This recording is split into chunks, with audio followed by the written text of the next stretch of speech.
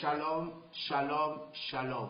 Bien-aimés de Dieu, nous vous saluons dans le nom puissant de notre Seigneur Jésus-Christ. Merci de recevoir chez vous la manne spirituelle de la semaine. Au nom du Père et du Fils et du Saint-Esprit. Amen. Bien-aimés, nous vous saluons. Nous rendons grâce à Dieu pour cette nouvelle semaine qui commence pour nous. Nous sommes toujours à remplir notre défi, lire au moins 4 chapitres de la Bible chaque jour, 4 chapitres chaque jour pendant les 7 jours, ce qui nous fait 28 chapitres chaque semaine. Et dans cette marche, nous sommes déjà à la lecture des livres des rois. Pour ceux qui nous suivent, nous sommes à la lecture des livres des rois. Alors, je vais, dans l'introduction, essayer de situer le contexte dans lequel vous allez vous trouver dans la lecture. En lisant le livre des rois, sachez simplement que ce livre couvre exactement une longue période de l'histoire du peuple d'Israël. Le livre des rois se présente comme l'avènement de plusieurs faits anciens. Alors, le livre des rois est présenté sous la forme de 2 livres distincts. Et pourtant, dans le manuscrit de la Bible hébraïque, il constitue un seul livre. Mais cela traduit simplement que l'Église a réfléchi pour pouvoir nous aider à nous rapprocher de Dieu à travers ses écrits. Le livre des rois est un ensemble de réflexions théologiques sur l'histoire du peuple de Dieu et sur l'histoire des rois.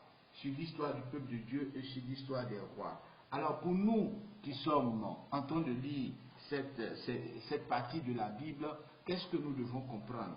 Alors, mes bien-aimés, sachez que pour cette semaine, nous allons lire 1 Roi chapitre 1 au chapitre 4, 1 Roi chapitre 5 au chapitre 8, 1 Roi chapitre 9 au chapitre 12, 1 Roi chapitre 13 au chapitre 16, 1 Roi chapitre 17 au chapitre 19, 1 Roi chapitre 20 au chapitre 22 et 2 Rois chapitre 1 au chapitre 4. Cela nous fait les 28 chapitres pour cette semaine. Je reprends 1 Roi chapitre 1 au chapitre 4, 1 Roi chapitre 5 au chapitre 8, 1 Roi chapitre 9 au chapitre 12, 1 Roi chapitre 13 au chapitre 16, 1 Roi chapitre 17 au chapitre 19, 1 Roi chapitre 20 au chapitre 22 et 2 Rois chapitre 1 au chapitre 4. Voici la manne de cette semaine. En lisant chacun ici, dans cette balade de la lecture biblique, vous allez simplement essayer de méditer sur les faits historiques.